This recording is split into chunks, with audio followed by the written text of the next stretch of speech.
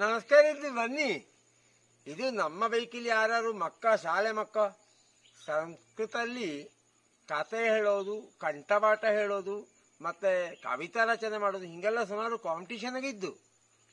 ಮಗ ಸಿದ್ದೇಶ ಒಂದು ಕತೆ ಹೇಳಿದ್ದ, ಅವ ಈ ವರ್ಷ ಶುರು ಸಂಸ್ಕೃತ ಕಲ್ತಿಗೆ ಕತೆ ಹೇಳೋದು. ಅದನ್ನ ನೋಡಿ ಭಾಗದ ಅವನೊಂದು ಖುಷಿಯಾಗಲಿ ಹೇಳಿ. ಪ್ರೈಸ್ ಸಿಕ್ಕದರೆ ಮಣ್ಣು ಹಾಕಲಿ, ಭಾಗವಹಿಸೋದು ಮುಖ್ಯ. ಇವಂಗೆ ಎ ಗ್ರೇಡ್ ಬೈಂದು.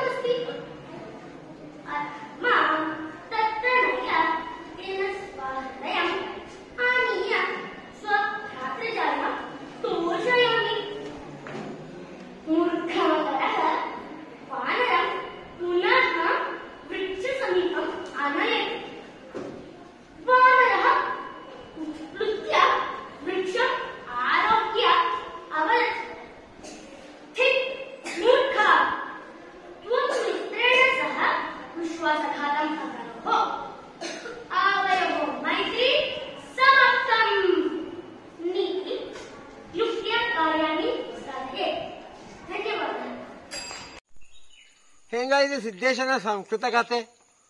ಕಾಮ ಹರೇ ರಾಮ.